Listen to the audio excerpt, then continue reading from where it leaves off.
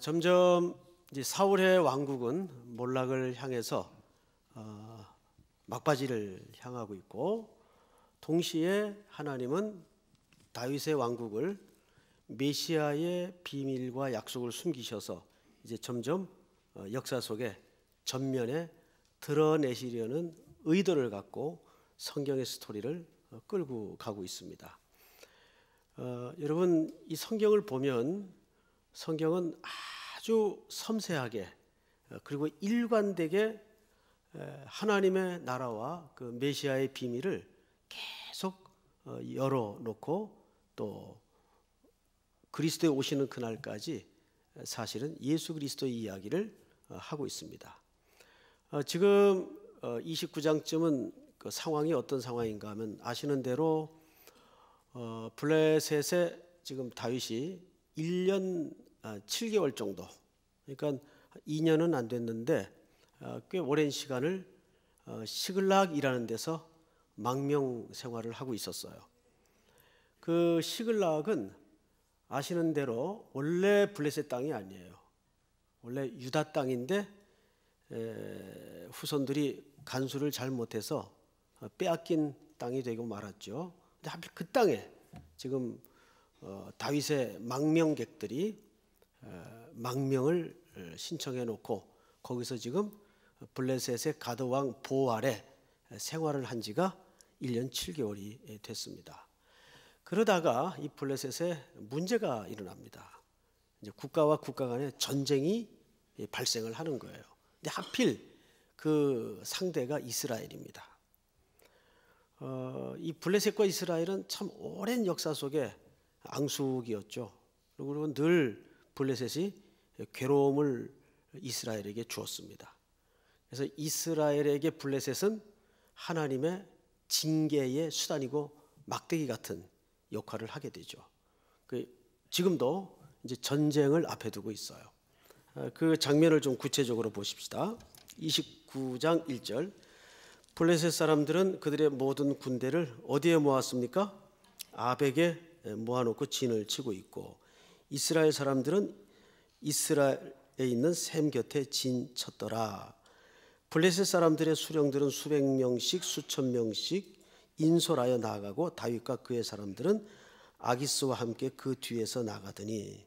자, 이게 무슨 그림인가 하면요, 망명객 다윗은 할 수 없이 블레셋과 함께 조국의 군대와 전쟁을 하기 위해서 지금 출정을 하게 되는 겁니다. 참 아이러니하죠. 자기는 사실상 그 이스라엘의 향후 왕이 될 인물이에요.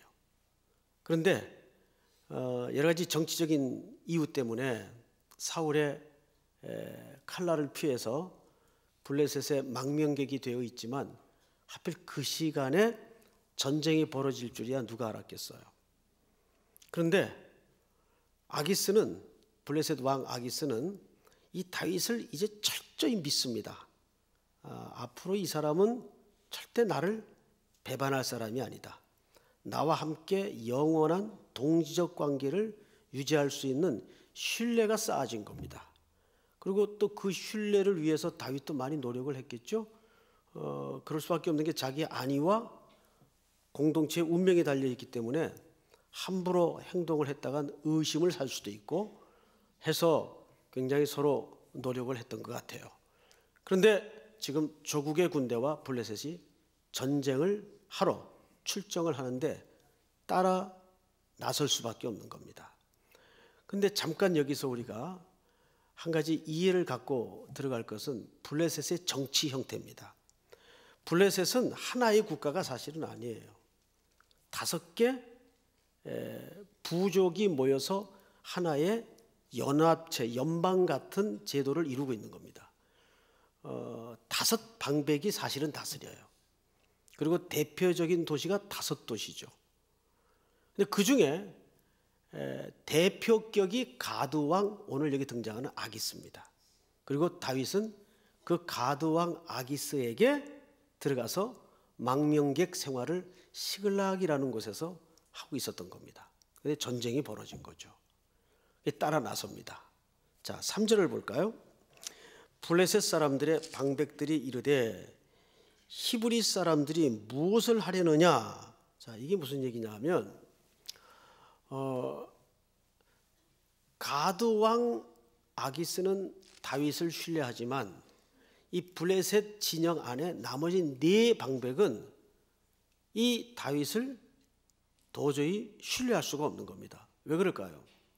그것은 적의 국가의 망명객이기 때문입니다. 계속 흔쾌한 마음을 갖지 못하고 의심을 갖고 있는 거예요. 그래서 여기 표현을 잘 보시면 이렇게 돼 있어요. 이 히브리 사람들이 무엇을 하려느냐. 이 이스라엘이 이런 표현을 쓰지 않고 히브리 사람들이라는 표현을 썼어요. 이때 이스라엘을 히브리인이라고 표현을 하는 것은 무슨 뜻인가 하면 굉장히 경멸조의 표현이에요. 일본 사람들이 우리나라 사람들을 경멸하여 부를 때 또 쓰는 표현들이 있죠. 그리고 우리나라 사람도 일본 사람을 부를 때 그런 표현들이 있어요. 또 우리가 중국 사람들 경멸조로 부를 때 뭐라고 부르는지 아세요? 모르시죠? 예. 저는 이제 어릴 때 들었던 표현인데 떼놈들이라 그러더라고요. 떼놈들. 어디 가서 얘기는 하지 마세요. 예. 그렇게 부르더라고요. 떼놈들. 근데 왜 그렇게 부르는지 모르겠는데 하여간 이 국가와 국가 간에 서로 감정이 안 좋을 때 쓰는 호칭들이 있어요. 그런데 여기 지금 블레셋 네 방백이 가드 왕 아기스를 제외하고는 이 다윗을 지금 마땅히 여기질 않고 있어요. 그런데 보니까 전쟁에 지금 따라 나서는 거예요. 아기스의 요청으로. 그래서 나머지 네 방백이 표현하기를 이 히브리 사람들이 무엇을 하려느냐 하니 아기스가 블레셋 사람들의 방백들에게 이르되 이는 이스라엘 왕 사울의 신하 다윗이 아니냐. 그가 나와 함께 있은지 여러 날 여러 해로 돼 그가 망명하여 온 날부터 오늘까지 내가 그의 허물을 보지 못하였노라. 자, 이 얘기는 이제 아기스 왕이 보증을 하는 거죠. 형제들 걱정하지 마시게. 내가 여러 해, 여기 조금 과장법입니다. 사실 여러 해가 아니에요. 2년도 아직 안 됐어요. 1년 7개월 그래야 여러 날 함께 해봤는데 이 사람은 완전히 우리 쪽으로 확실하게 넘어온 사람이니까 망명객이라고 해서 의심의 눈초리를 줄 필요는 없네. 내가 보증하지. 이렇게 보증으로 다윗을 추천하게 된 겁니다. 그런데 4절을 보시면 한번 같이 읽어볼까요? 좀 길긴 하지만 시작. 블레셋 사람의 방백들이 그에게 노한지라. 블레셋 방백들이 그에게 이르되 이 사람을 돌려보내어 왕이 그에게 정하신 그 처소로 가게 하소서. 그는 우리와 함께 싸움에 내려가지 못하리니 그가 전장에서 우리의 대적이 될까 하나이다. 그가 무엇으로 그 주와 다시 화합하리이까? 이 사람들의 머리로 하지 아니하겠나이까? 네, 이게 무슨 얘기냐 하면 아기스는 이 사람에 대해서 안심을 시키는데 네 방백은 한 발자국도 물러서지 않습니다. 안 됩니다. 이 보시오. 만약에 그러니까 이게 왕이라도 지금 자기 마음대로 못하는 것이 이게 연합체이기 때문에 그래요. 만약에 다윗이 전쟁에서 자기의 장기적인 정치적 목적을 가지고 말머리를 돌려서 우리를 향하여 칼을 빼들면 우리는 완전히 함정에 빠지게 됩니다. 절대 안 됩니다. 만약에 이 사람이 우리 병사들의 목을 따서 사울에게 갖다 바치면 그때는 어떡하겠습니까? 그리고 우리가 이 사람에 대해서 그 민족들이 부르던 노래도 알고 있습니다 하고 그 노래를 소개하죠.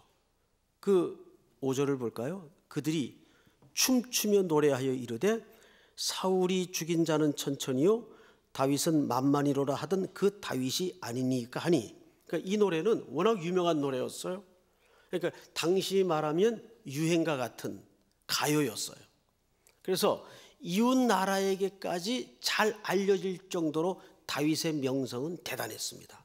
그런데 그 자가 지금 아무리 망명객 신세가 되었다고 해도 믿을 수 없다는 거예요. 그가 비록 적은 병력이긴 하지만 후방에서 우리를 따라오다가 우리를 뒤에서 습격을 하면 우리는 꼼짝 못합니다. 안 됩니다. 절대 못 갑니다.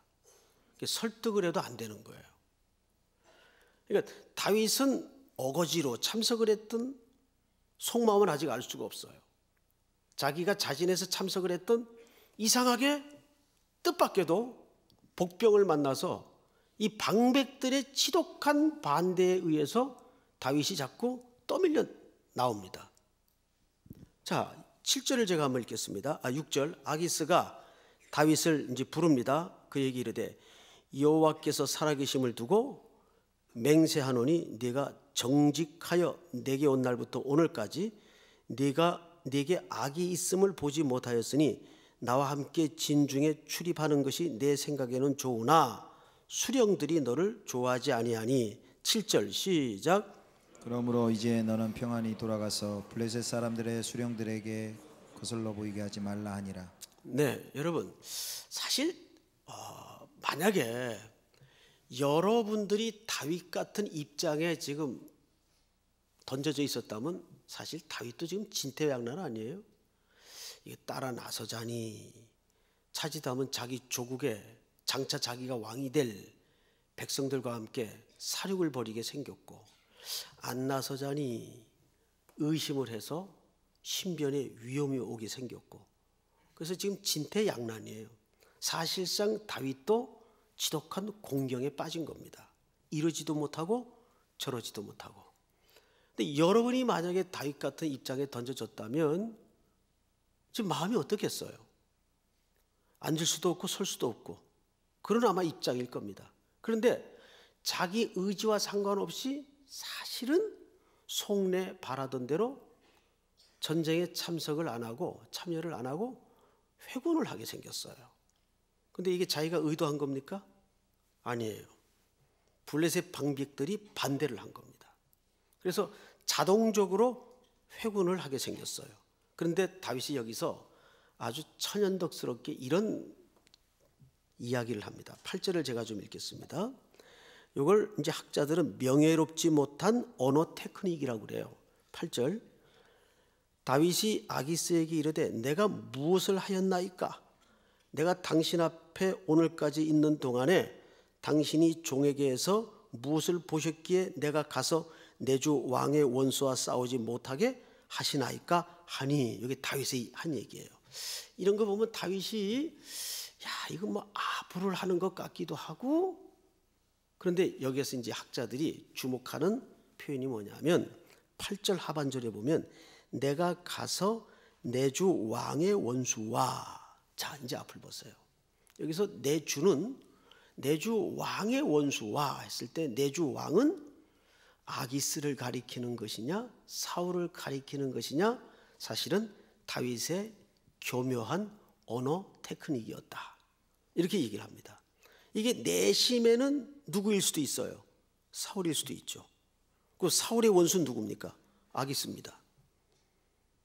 근데 이게 만약에 아기스라면 내 주는 아기스가 되면서 동시에 그 원수는 누굽니까? 사울이 됩니다. 그러니까 이건 이쪽에서 해석을 할 수도 있고 이쪽에서도 해석을 할 수도 있고 둘 다 맞는 얘기일 수도 있고 틀린 얘기일 수도 있어요. 그러니까 정답이 없는 아주 애매한 표현을 한 겁니다. 애매한 표현을. 그래서 이거를 이제 신학자들은 명예롭지 못한 다윗의 언어 테크닉이다, 이렇게 얘기를 해요. 그러니까 자기의 속내는 결국 들키지 않은 거죠. 이 언어 테크닉을 통해서. 자, 그런데 그렇게 한번 아기스한테 불평을 터뜨리고 결국 병사들을 끌고 돌아갑니다. 성경을 보세요. 9절. 아기스가 다윗에게 대답하여 이르되 네가 내 목전에 하나님의 전령같이 선한 것을 내가 아나 블레셋 사람들의 방백들은 말하기를 그가 우리와 함께 전장에 올라가지 못하리라 하니. 10절 다 같이 시작. 그런즉 너는 너와 함께 온 내 주의 신하들과 더불어 새벽에 일어나라. 너희는 새벽에 일어나서 발거든 곧 떠나라 하니라. 자, 여러분 이제 오늘 스토리는 거의 다 끝났어요. 사실 오늘 스토리는 이 장이 짧기도 하지만 여기까지가 전체 이야기예요. 혹시 그 사자성어 중에 세옹지마라는 얘기 여러분 잘 아실 겁니다. 저 북방의 어느 노인집에 말이 한 필 있었다죠.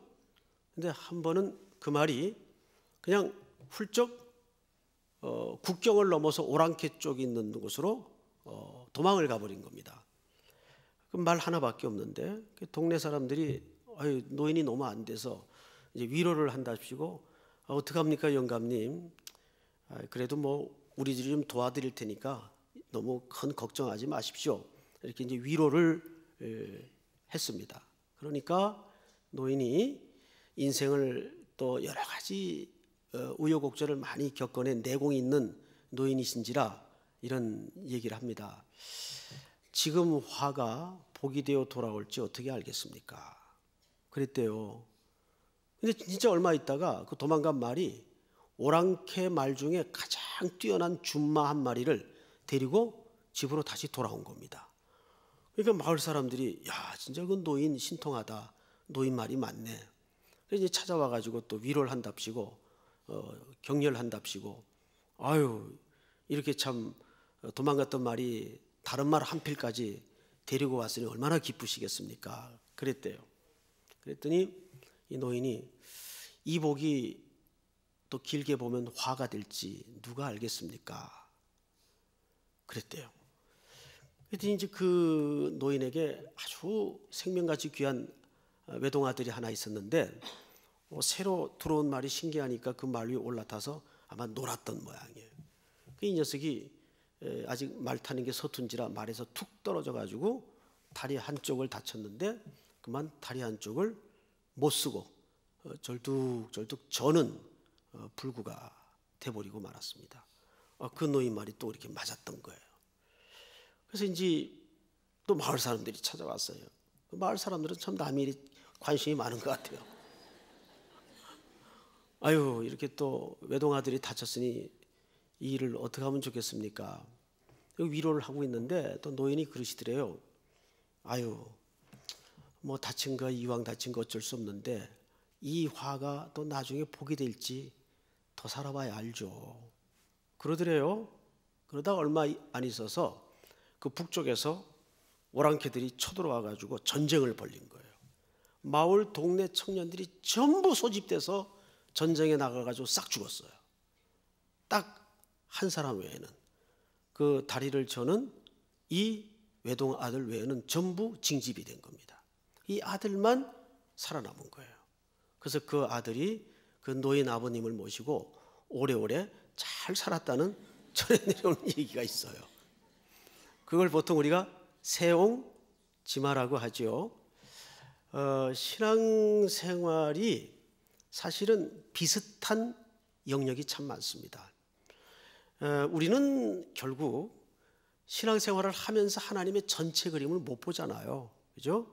전체 그림을 못 보고 결국은 저도 그렇고 여러분도 그렇고 누구나 할 것 없이 이게 조각 그림을 봐요. 근데 우리는 거기에 일희일비하고 길길이 뛰고 분노를 터뜨리고 혈기 터뜨리고 어떻게 이럴 수가 있어 막 댕댕거릴 때가 있죠. 그런데 조금 한꺼풀 또 벗겨보면 이게 그게 아니었네. 그래서 막 얼굴이 화롯불 끼얹은 것처럼 뜨끈뜨끈할 때가 많죠. 그래서 우리가 신앙생활은 조금 숨을 길게 가져야 됩니다. 우리가 너무 그 겉으로 드러난 현상만 보고 함부로 말하거나 함부로 단정 짓는 것은 형제에게 공동체에 굉장히 큰 죄를 지을 수가 있어요. 우리가 하나님의 섭리를 이해하는 것도 마찬가지예요. 오늘 다윗은 사실 출정을 나갔다가 회군을 한 겁니다. 뜻대로 안 됐죠. 그런데 신앙생활을 하다 보면 두 가지가 결국 부딪히더라고요. 뭐냐면 첫째는 내가 정말 이 길 가기 싫은데 하나님이 밀어넣을 때가 있어요. 피하고 싶은데. 그러니까 내 마음에 원치 않는 길로 밀어넣어질 때가 있어요. 그런데 하고 싶어도 하나님이 계속 틀어막는 그런 경우가 이 두 가지 늘 우리는 부딪힙니다. 그런데 하나님의 전체 그림을 못 볼 때는 그 부딪히고 가로막힐 때마다 원망이 크죠. 답답하죠. 이럴 수가 있나. 근데 제 친구 중에 한 분은, 물론 이제 지금 목회를 잘하고 계시는 분인데, 학교 다닐 때 리더십도 있고 공부도 잘하고, 그래서 항상 그 스터디 그룹을 이렇게 친구들하고 만들어서 공부를 하고 그랬어요. 그래서 우리 이제 동기들이 누구나 저 친구는 이제 미국에 유학 가서 공부해가지고 틀림없이 교수가 되겠구나, 학자가 되겠구나, 이렇게 생각을 했어요. 실력도 충분히 되는데 비자만 신청하면 리젝트를 당하는 거예요. 계속 리젝트를 당해요. 저는 신청했는데 미리 영준고까지 미리 나왔어요. 유학 갈 마음도 없었는데. 네? 여러분, 미국 가기 전에 영주권 먼저 받고 간 사람 거의 없을 거예요. 근데 저는 비행기 타고 미국에 도착하니까 영주권이 나와 있더라고요. 수속을 미리 다 해놔가지고. 그걸 또 귀국하면서 일주일 만에 외무부 가서 뚫었어요. 그거 갖고 있으면 집중 못할까 봐 아예 루비콘 강을 건너는 마음으로 식구들 거 다 갖고 오라 그래가지고 다 뻥뻥 뚫었어요. 다 포기를 해버렸어요. 뭐 후회는 없어요. 근데 그 친구는 비자 신청을 할 때마다 안 되는 거예요. 그게 얼마나 속상하고 답답해요. 학교에서는 오라 그러는데 대사관에서 비자를 안 해주니까 하나님이 가로막은 거죠. 결국은 이 친구가 하나님 앞에 이제 결사적으로 기도로 매달리기 시작했습니다. 그러다가 불을 받고 은혜를 받아요. 저 의정부에 지하를 하나 얻어가지고 거기서 그냥 맨 땅에 헤딩하는 식으로 말 그대로 기도 목회를 하기 시작한 거예요. 기도 목회. 진짜 무지막지하게 기도했어요. 근데 거기서 하나님께서 성령의 체험과 뜨거운 마음을 주셨어요. 뜨거운 마음. 그래서 그 친구는 우리나라에서 기도 목회로 유명한 친구가 됐어요. 저 의정부 광명교회 최남수 목사라고 아마 들어보셨을 거예요. 예수꾼 만들기. 그 이름 들어보셨죠? 그 주인공이에요. 누구나 그분은 공부도 잘하고 그래서 리더십도 있고 해서 학자가 될 줄 알았어요.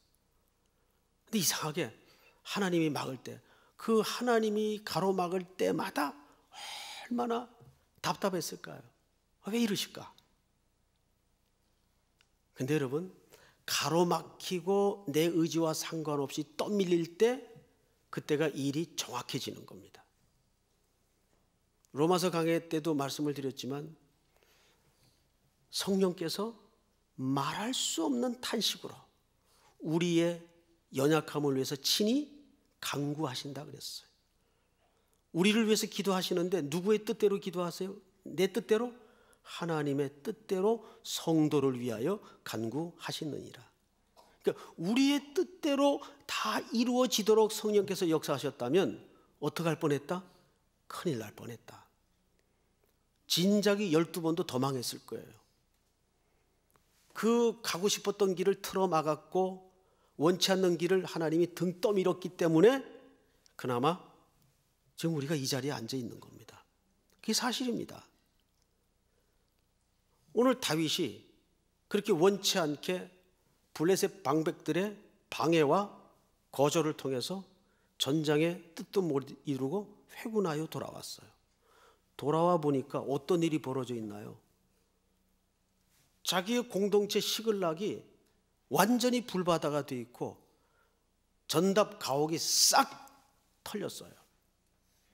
그 사이에 리더가 부재 중인 사이에 아말렉이 쳐들어와서, 아말렉은 이스라엘과 영원히 원수의 나라 아닙니까? 쳐들어와서 아이들, 부인들 전부 포로로 싹 잡아갑니다. 근데 만약에 다윗의 군대가 회군하여 돌아오지 않았다면 어떻게 했을 것 같아요? 그대로 끝나는 겁니다. 나중에 그것들을 다 회복하여 되찾아오죠. 그러니까 하나님을 사랑하는 자 곧 그 뜻대로 부르심을 입은 자들에게는 합력하여 뭘 이룹니까? 선을 이루게 돼 있어요. 하나님의 선. 믿습니까? 자, 그러면 우리는 오늘 이 전체 29장 스토리를 통해서 몇 가지 결론을 하나하나씩 점검을 해보도록 하겠습니다. 첫째, 다윗이 이처럼 자신의 동족 이스라엘과 싸우지 않고 시글락으로 되돌아가게 된 이 이유는 뭘까요? 가장 중요한 이유가 있어요. 그것은 하나님이 사울을 다윗으로 하여금 직접 손대지 않도록 막아선 겁니다. 여러분, 그 전쟁에서 사울이 죽어요. 근데 만약에 다윗이 끝까지 전쟁에 참전을 해서 블레셋을도와 이스라엘과 전쟁을 벌였다면 자기 칼로 직접 사울을 죽이진 않았더라도 그것은 간접적인 살인자가 됩니다. 여러분, 사도신경에 보면 본디오 빌라도라는 인물이 등장을 하죠. 그 본디오 빌라도가 직접 예수님 십자가에 끌고 가서 직접 못 박았나요? 아니죠. 그가 간접적인 책임이 있기 때문입니다. 그래서 그만큼 지도자의 자리가 무서운 거예요. 그래서 오고 오는 2000년 역사 속에 예수님의 죽음 앞에 누구 이름이 반드시 등장을 합니까? 본디오 빌라도에게 고난을 받으사 십자가에 죽으시고, 그 책임 때문에 그래요. 만약에 다윗의 군대가 회군하지 않고 전쟁에 끝까지 참전했다가 그 전쟁은 블레셋 승리로 끝납니다. 사울은 거기서 죽어요. 요나단과 함께. 그러면 그 살인의 직간접적인 책임이 누구에게도 있는 겁니까? 다윗에게도 있는 겁니다. 자, 그런데 사울의 왕국의 몰락과 함께 누구의 왕국이 세워지도록 돼 있어요? 다윗의 왕국이 세워질 겁니다. 그러면 하나님은 다윗의 왕국 속에 누구의 나라를 예비하신 거예요? 메시아의 나라, 하나님의 나라를 감추어 놓으신 겁니다. 항상 하나님 나라의 속성은 뭐라고요? 우리가 인간적으로 쟁취하고 빼앗는 것이 아니라 하나님의 나라의 속성은 하나님이 주셔야 받는 나라입니다. 그래서 다윗을 막은 거예요. 믿습니까? 이것이 가장 중요한 성경 전체를 관통하는 신앙적 이유예요. 그러지 않았다면 다윗은 그 나라를 자기 힘으로 쟁취하는 꼴이 되고 말기 때문입니다. 그런데 앞서 우리가 강해 속에서도 2번씩이나 다윗은 사울을 직접 죽일 수 있는 위치와 기회가 있었어요. 그런데도 스스로 삼갔던 인물입니다. 근데 만약에 이 전쟁을 하나님이 다윗을 왕따시키지 않았다면 어떡할 뻔했어요? 사울의 죽음에 간접적인 책임을 질 수밖에 없는 겁니다. 여러분, 그 조국은 자기가 장차 왕으로 등극을 해야 될 나라예요. 그리고 그 백성들은 누굽니까? 그 백성들은 자기가 섬겨야 될 백성들이에요.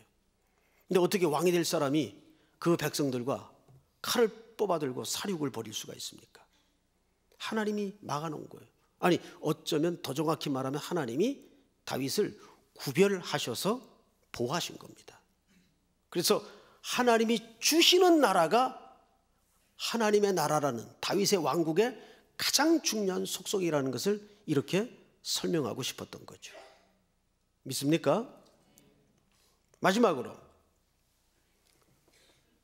두 번째는 때마침 아말렉의 침공으로 시글락은 쑥대밭이 되어 있었어요. 다윗의 군대가 회군하여 돌아오지 않았다면 그 붙잡혀간 빼앗긴 모든 것들은 그대로 공중분해되고 날아가 버리고 맙니다. 그것은 하나님이 끝까지 자기 백성들을 보호하기 위한 하나님의 절묘한 손길이고 간섭이었어요. 우리가 여기서 한 가지 소중한 결론을 내릴 것은, 간혹 우리가 생을 살다 보면 내 마음대로 꼭 안 될 때가 있어요. 길이 막히고 웅덩이가 파여져 있고 가지철망이 놓여 있고 그럼 우리가 그럴 때마다 자꾸 그것을 제거하고 치워버리는데 우리가 목적을 둬요. 그것보다는 우리가 숲을 벗어나서 숲 위에서 하나님의 관점과 시각에서 이 전체를 한번 볼 수 있는 신앙의 종합적인 인식과 그림을 갖고 있어야 됩니다. 이게 도대체 하나님의 손길 안에서 어떤 의미가 내 인생 속에 있을까? 그러니까 너무 좁게 거기에만 전전긍긍하고 매달리다 보면 그 문제에서 헤어나오질 못합니다. 반대에 부딪힐 때 또는 계속 하나님이 원치 않는 길로 내 등을 밀어서 어딘가를 자꾸 의도적으로 밀어넣을 때, 그래서 이 전체 29장 스케치를 보면 정확히 그림 하나가 탁 붉어지는데 우리가 듣고 보니까 이해가 돼요. 어떤 그림이 딱 붉어지나요? 하나님이 다윗을 일부러 자꾸 몰죠. 이 블레셋의 전쟁과 자꾸 동떨어진 자리로 다윗을 몰아가요. 넌 여기 네가 간섭할 자리가 아니다. 넌 여기 있어서는 안 된다. 그래서 그가 원치 않는 길로 자꾸 그의 등을 자꾸 구별시켜 버립니다. 그래서 어떤 때 우리가 신앙생활을 하다 보면 지독하게 우리를 외롭게 만들 때가 있어요. 그럴 때 여러분 있습니다. 틀림없이 옵니다. 내 인생 속에. 야, 진짜 우군이 없구나. 진짜 혼자구나. 나를 고립무원의 상태에서 아주 고독하고 외롭게 던져놓을 때가 있어요. 따라서 합니다. 인간의 끝은 하나님의 시작이다. 믿습니까? 인간의 끝은 하나님의 시작이에요. 그때 하나님이 진짜 일하시는 시간임을 여러분 확신하시기 바랍니다. 우겨쌈을 당하여도 항상 피할 길을 내시는 분이 하나님이세요. 우리 마지막으로 고린도전서 10장을 다 엽니다. 고린도전서 10장 13절 우리 전체 한번 같이 읽겠습니다. 시작. 사람이 감당할 시험 밖에는 너희가 당한 것이 없나니 오직 하나님은 미쁘사 너희가 감당하지 못할 시험 당함을 허락하지 아니하시고 시험 당할 즈음에 또한 피할 길을 내사 너희로 능히 감당하게 하시느니라. 아멘. 여기 감당할 시험 뭘까요? 감당할 시험이면 그게 시험일까? 어떻게 생각하세요? 근데 오늘 보니까 사람이 감당할 시험 밖에는 너에게 당한 것이 없나니 오직 하나님은 미쁘사 너희가 감당하지 못할 시험 당함을 허락하지 아니하시고. 가끔 이제 학교 다닐 적 그 추억을 되새겨서 우리에게 인생의 교훈을 가지게 할 때가 있습니다. 여러분 학교 다닐 때 제일 싫은 게 뭐예요? 시험도 싫죠. 시험도. 근데 또 싫은 거 숙제 싫잖아요. 숙제. 그래서 어떤 애들은 방학 마지막 날 숙제하느라고 해가 지죠. 게으른 종놈이 해질 무렵 바쁘다고. 게으른 놈들은 해질 무렵 바빠요 늘. 아, 숙제 싫죠. 학교에서 선생님들이 매일 숙제를 내요. 초등학생들 숙제를 내요. 그러면 숙제 좋아할 사람 없잖아요. 근데 그 숙제를 낼 때 선생님이 숙제를 만만한 걸 낼까요? 만만치 않은 걸 낼까요? 만만치 않은 걸 내죠. 6학년짜리한테 1학년도 할 수 있는 숙제를 뭐하러 내겠어요? 6학년짜리에게는 6학년짜리가 조금 버거운 수준을 냅니다. 근데 그걸 감당할 시험이라고 얘기합니다. 근데 왜 항상 인생의 숙제가 그럴까요? 숙제 없는 날은 졸업하면 숙제 없습니다. 졸업했는데도 선생님이 쫓아다니면서 숙제 있는데 그러면 그건 아니죠. 졸업하면 숙제 없어요. 그 말은 무슨 얘기냐면 인생 끝나는 날까지 숙제는 계속됩니다. 숙제 없다라고 하면 이제 나도 끝났다라고 생각을 하시면 돼요. 숙제는 없을 수가 없어요. 근데 그 숙제를 항상 자기 실력보다 조금 버겁게 냅니다. 그래야 그 사람이 잘하고 크기 때문이에요. 다윗을 광야 생활 속에서 하나님이 몰아가는 걸 보세요. 한 곱이 넘으면 쭉 그냥 평탄한 길로 가게 하던가요? 아니에요. 또 고비가 나와요. 이 산 넘으면 건너야 될 강 나오고, 강 건너면 넘어야 될 산 또 나옵니다. 우리 인생길이 그런 숙제로 계속 점철이 돼요. 그런데 어느 날 그 숙제를 붙들고 낑낑거리고 칭칭 울면서 졸음은 쏟아지는데 숙제는 제대로 안 되고 속이 상하고 입이 이렇게 나와서 막 풀고 있죠. 그럴 때 실력이 크잖아요. 사실은 그럴 때. 그런데 어떤 녀석은 전과 뒤에 답안지 쭉 보고는 연락에 베껴요. 연락에. 네? 그러면 실력이 잘하겠어요? 두째가 한번 나한테 걸려가지고 혼났죠. 그래서 답안지 다 찢었어요. 못 보게. 그 뒤에 답안지가 있더라고요. 답안지가. 난 몰랐어요. 그런데 항상 하나님은 우리에게 인생의 숙제를 낼 때 그 사람의 실력보다 0.5 정도는 힘든 걸 냅니다. 쉬운 걸 뭐하러 숙제를 내요?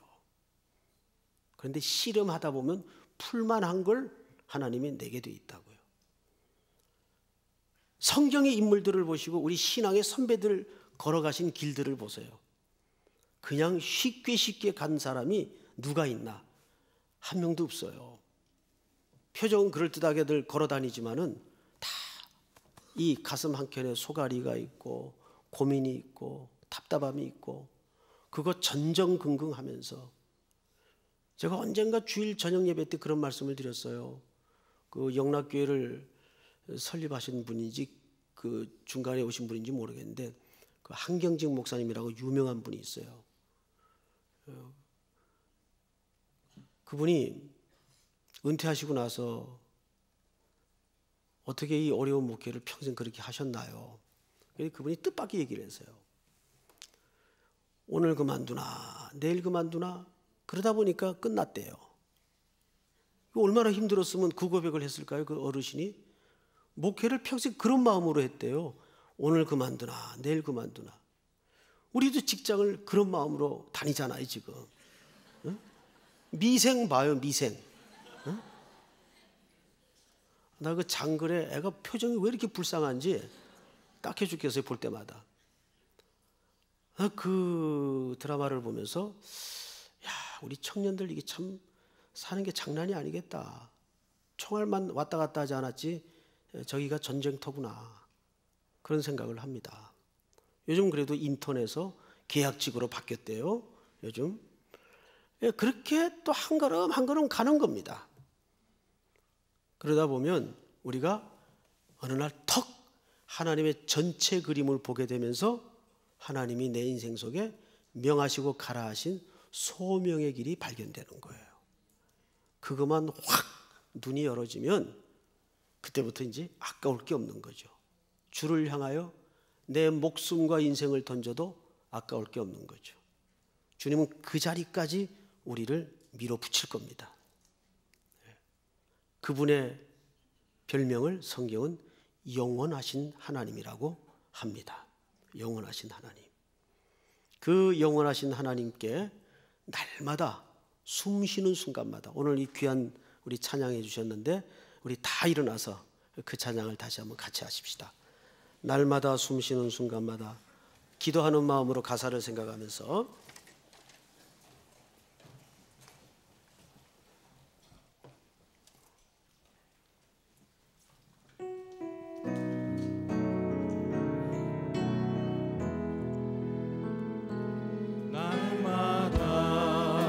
쉬는 순간마다 내 앞에 어려운 일 보내 주님 앞에 이 몸을 맡길 때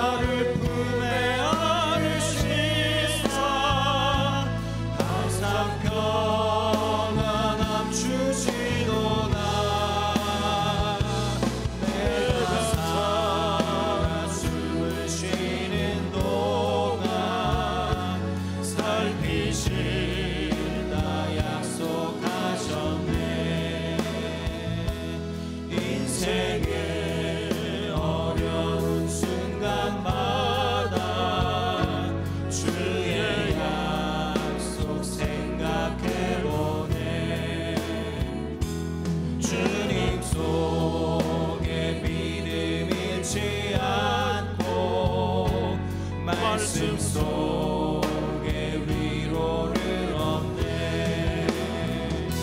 주님의 도우심 바라보며 모든 어려움 이기도다. 흘러가는 순간순간마다 주님 양 우리 3절 다시 합니다.